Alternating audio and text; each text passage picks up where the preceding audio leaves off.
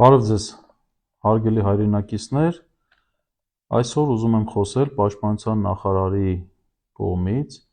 զինված ուժերում հոգևոր ծառայության լուծարման կամ գործունեությունը դադարեցնելու մասին։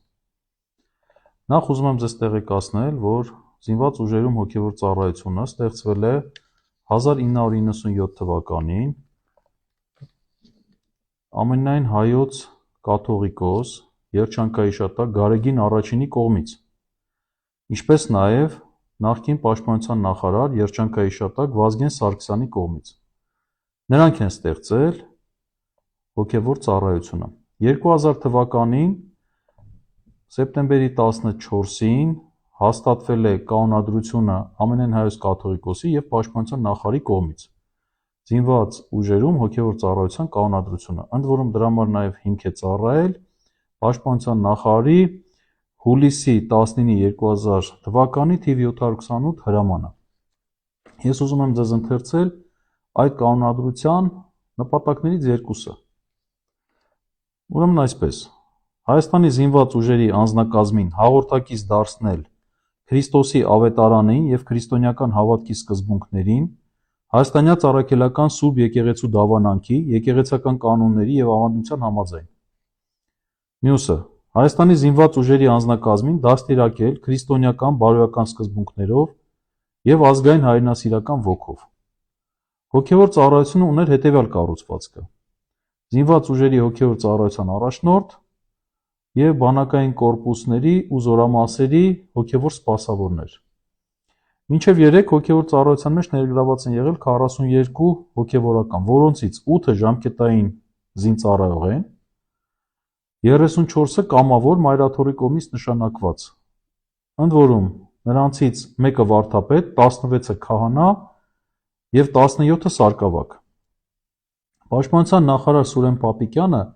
հունվարի 29-ին սույն թվականի ընդունել է թիվ 159 հրամանը, որով ուժը կորցրած է ճանաչել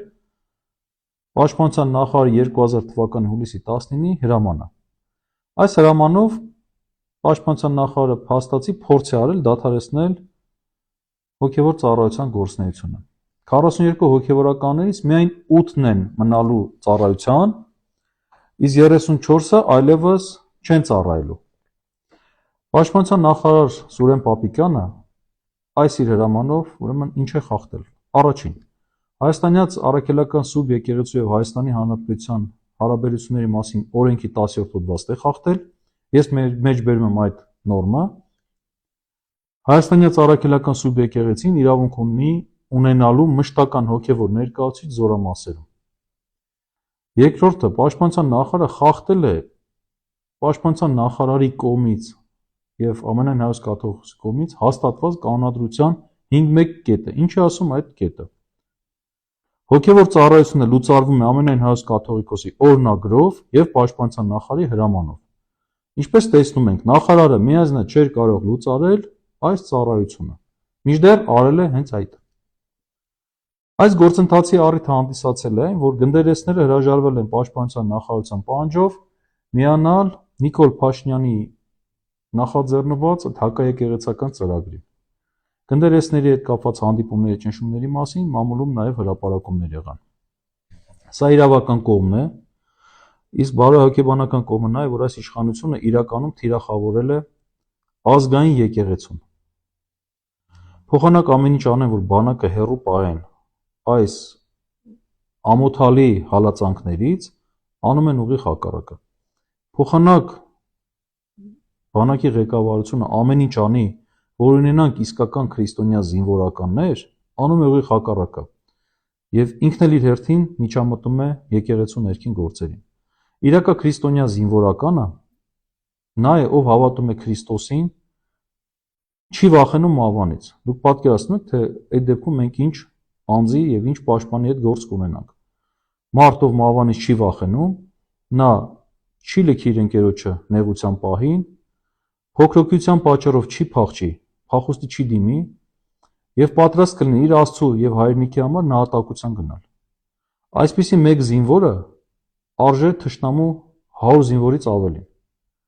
Եվ պատկերացրեք հիմա եկեղեցականներին մուտքը ըստ էության արգելելով մեր բանակ, ինչ մեծ վնաս են հասցնում բանակին եւ մեր ազգին։ Հավատացեք, եկեղեցահալած այս քաղաքականության հաշիվը վճարելու ենք ազգով եւ ծանր ու մեծ գին ենք վճարելու։ Ցավալի է այս գիտակցումը, բայց բնականաբար այլ տարբերակ մենք չունենք, քանի որ իշխանությունը անում է ինչ որ մտքին գալիս է եւ մեր հանրությունն էլ ցավոք պատշաճ